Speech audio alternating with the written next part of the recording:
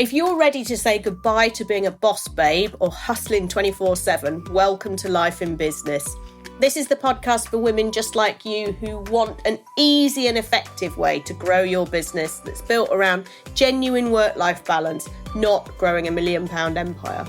I'm your podcast host, Libby Langley, award-winning business coach and Amazon best-selling author, known as the Queen of Easy Business because of my sensible and easy-to-implement ways to earn more by doing less.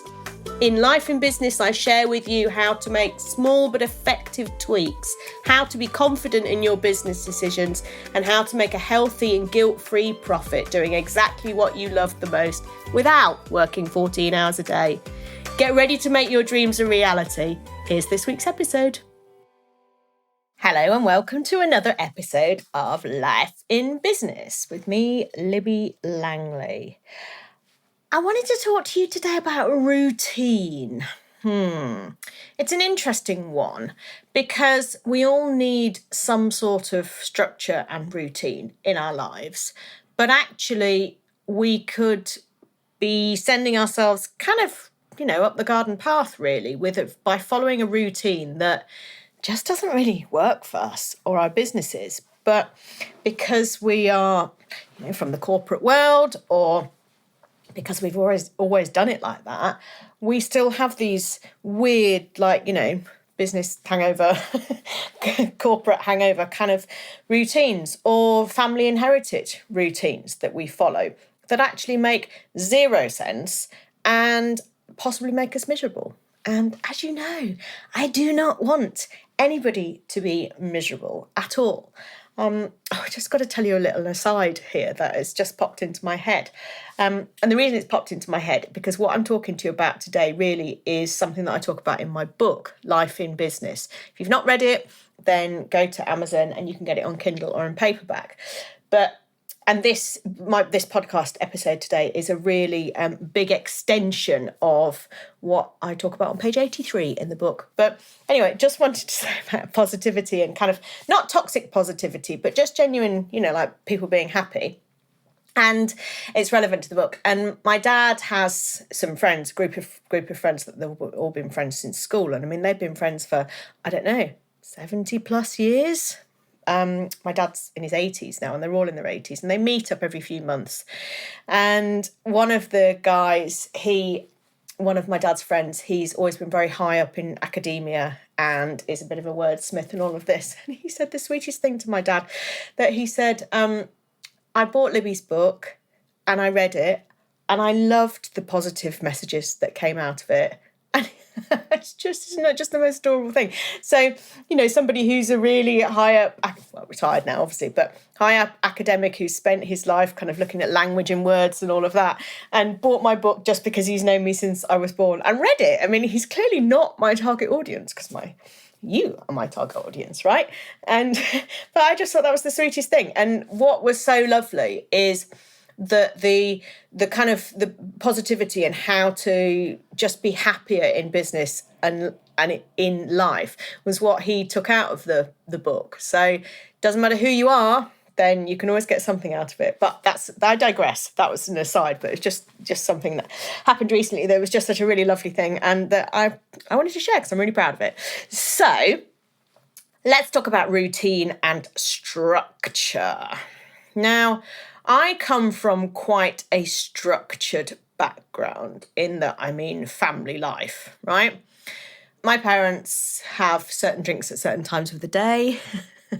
We have a joke in our wider family about coffee time. When someone says they're going to be somewhere at coffee time, everybody knows that it's between 10:30 and 11. And it's it's kind of a standing joke because that's when my parents have their coffee, right? And there's a cup of tea at in bed, then one with breakfast, and then one after lunch, and then one mid-afternoon, and and there's so much structure and routine there, which is it's fine, it works for them, whatever, they're happy. But I am very much I'm very opposite to that, and so I will, generally speaking, have 3 drinks on the go. I might have 10 cups of peppermint tea, so no caffeine, a day, whenever I feel like having them. Drink loads of water, and there is no structural routine to that. So it's completely different.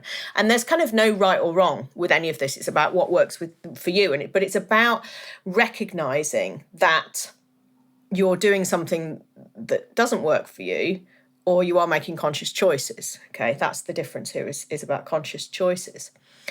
And it really, really applies to business just enormously. And it's not just about when you have tea breaks or not, but it's about the structure and routine that you put for yourself in your business and the reason for that. Okay, I want to get a bit deeper, I suppose, today.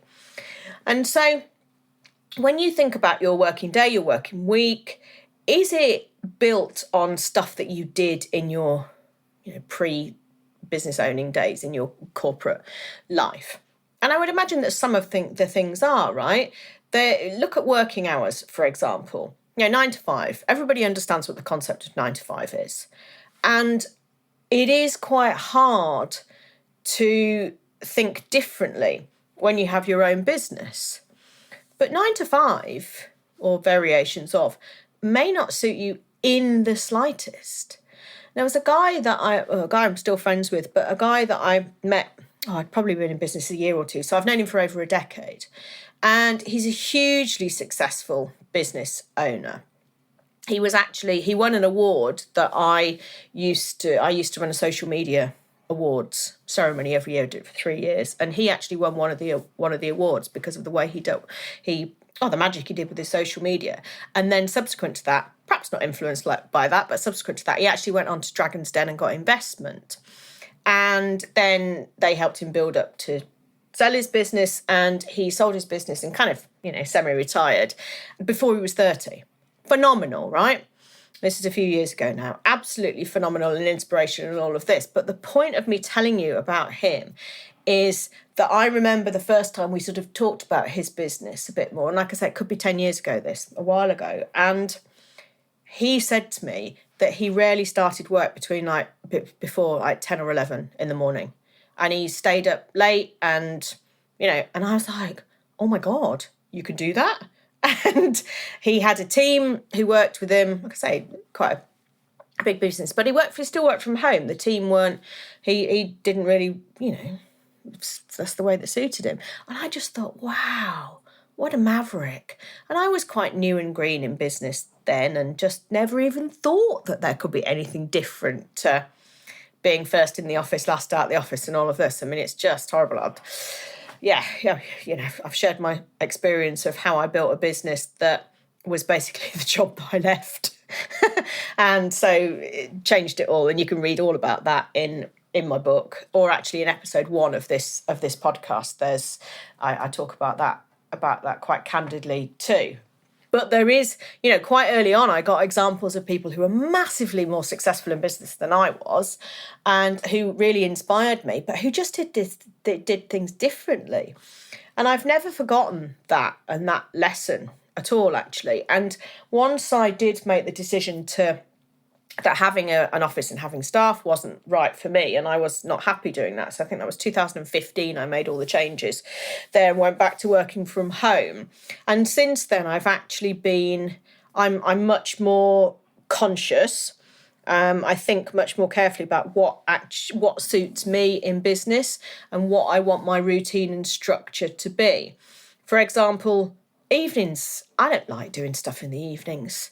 Evening networking, occasionally, but really, honestly, I'm tired in the evening. I like to spend time with my husband. I like to sit and watch telly, I like watching documentaries on Netflix, and I don't like doing stuff in the evening, and I certainly don't do client stuff in the evening because it's not when I'm fresh, and it's not when when I choose to kind of do stuff. And that's okay. It's okay to say, right, mornings are the best for me, or afternoons are the best for me, or evenings are the best for me, and just to work around that. All of this is all right because it's your flipping business, so you can do what you like. So you don't need to be at your desk for 9 a.m. You don't need to sit there until 5 p.m, even if you've kind of done all your stuff, because as we all know, if you work from home and you're on your own a lot of the time, oh my goodness, you can rattle through things. So what would have taken you an entire day in the corporate world because distractions, conversations, phone ring, whatever, actually you could probably do in like 2 or 3 hours on your own. We don't necessarily give ourselves credit for that we don't have to work as many hours necessarily because simply we can just get on with stuff more. And that's okay. So, you might think, do you know what? I'm gonna choose my working hours are 10 till 3 every day. My working hours are 10 till 2 every day. And I bet you, if you set that as your structure, you would get, almost the same amount done. Because we all know that the expression, which I'm not keen on, but we all know it, that if you want something done, give it to somebody who works part-time because they'll get it done, right? So there's an example there of somebody, very early on in my business who did things different, who really inspired me. And I will say now my routine, my business is very much simplified, and I just work one-to-one with people, and I limit the amount of calls that I have with people per week. My clients come first. And then calls that I have with people who are potentially interested in us working together, there's only a certain number of those available each week because I don't want my days filled with calls. I find them incredibly inspiring, but I also find them absolutely exhausting. And so I know what works for me now, and I know how I want my business to look and to operate. So I get up, oh God, and don't even start me on the 5 a.m. things. If you've read my book, then you will know how I feel about 5 a.m. starts. No, thank you. It ain't going to make me more focused, more determined, or a better business owner. It's going to mean that by 10 o'clock I want to go back to bed. It's counterproductive. It's not for me, okay? And that too is all right, okay?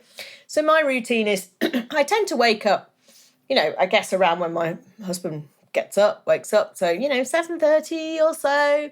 I probably wake up during the week, but then I do stuff. I sort of start working straight away because I will have woken up with some ideas or something, or there'll be some conversations to have with people. So I tend to spend the next hour or so actually responding to messages, catching up on comments on my social media. And I know there was people out there who say that's a terrible way to start your day, but for me, it kind of focuses me and clears things because I'm not trying to then go into work knowing that there's people who have sent me messages that I've not replied to. For me, it's a really productive start to the day. And then I'll get up and I'll go and have my breakfast, and then I'll have a shower. And by then I will have, I'll kind of worked through whatever needs working through in my head when I wake up. And so I probably actually get to my desk at 10ish or so. And I might have a call at 10 o'clock, or I might have a day where I'm recording podcasts or something like that, like today. Or I might just not be working that day, whichever. But I don't make appointments with people before 10 a.m. consciously. I don't want to, because if I've got a call at 9, it just upsets my routine, right? It upsets my equilibrium, and it puts me out of kilter. And I know that now, and I accept that now.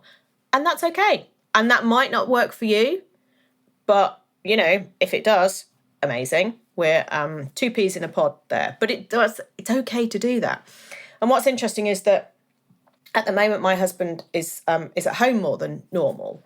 And so he's not getting up and going out as early as he was, or even at all.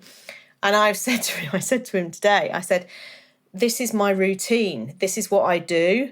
And having him here has made me be more conscious of actually kind of the steps I need to go through in the morning, or the steps I like to go through in the morning.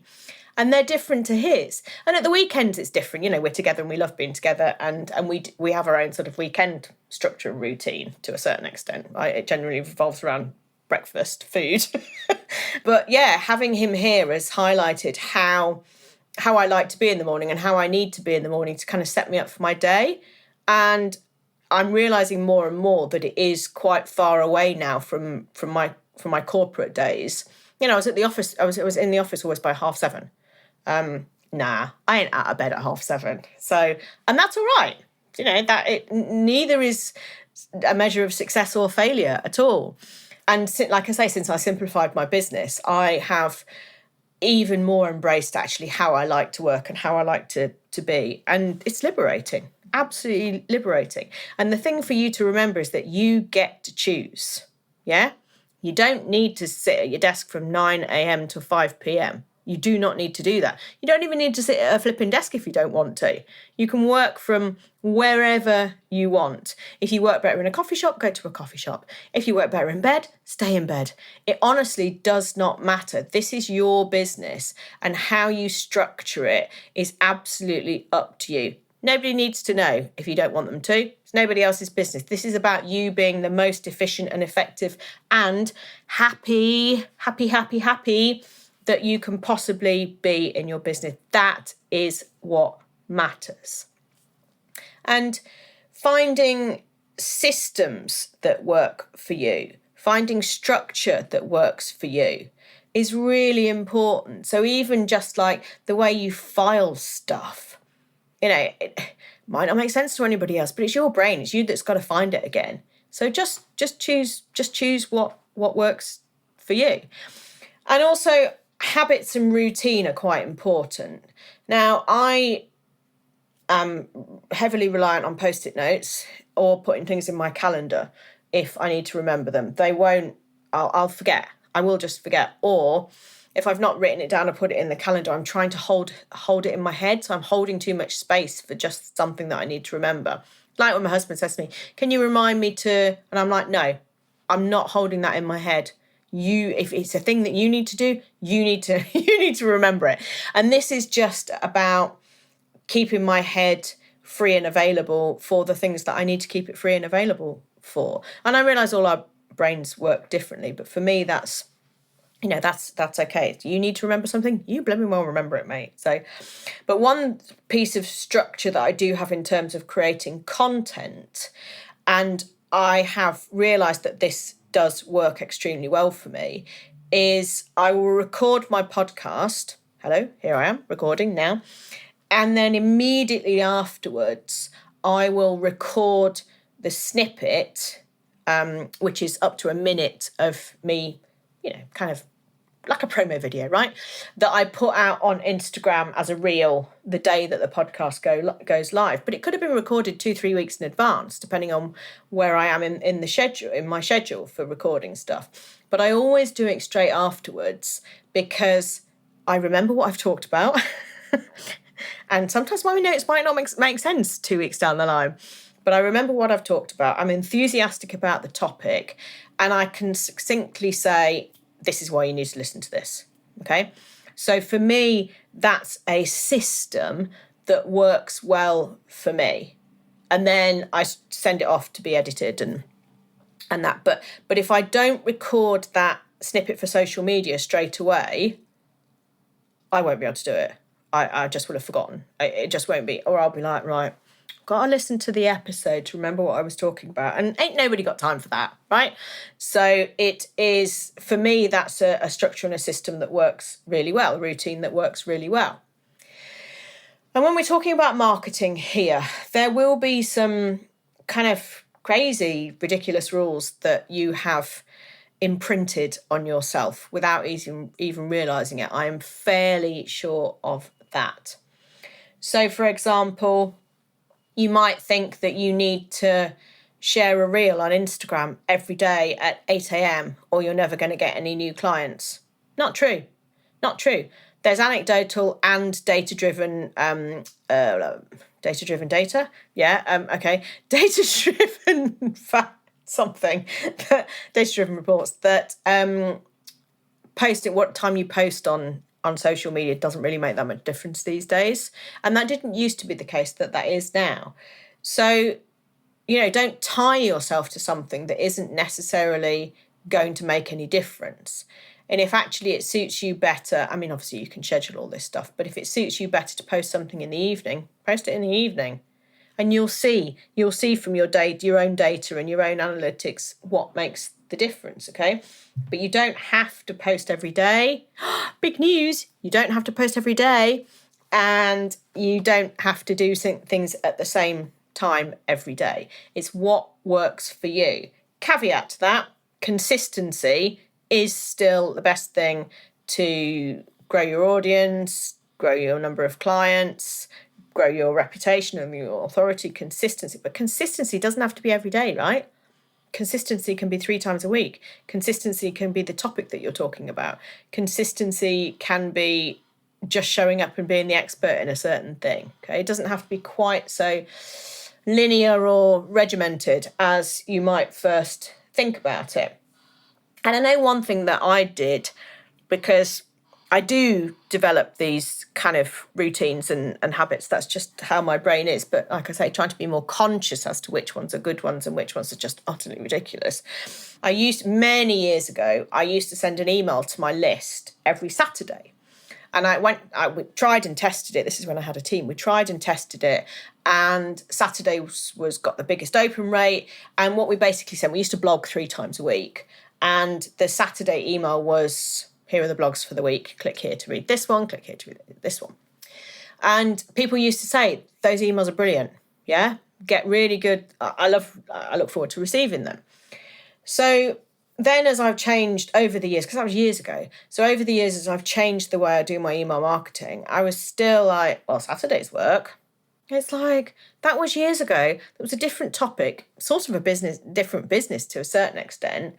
And maybe you don't need to do that. And I actually put out a poll, I think on my stories or on LinkedIn, I forget, to say, when's the best day for you to get an email? And of course, the resounding answer was, honestly, I don't care as long as the content's good and it happens consistently, I'm going to read it. And it's just like, of course that's what people say, because it doesn't matter, because for the most part, people don't necessarily realise what days things happen. It's just that is good to have that consistency. So I stopped doing that. I stopped doing the Saturday lunchtime thing, and my interest rates, my open rates went up, and everything was much better, just because I allowed myself to break with the routine that I'd been living with, because it worked once years ago. It doesn't make any sense. When I say it all out loud, it doesn't make any sense whatsoever. And the most important thing to remember here is this is your business and it's what works for you.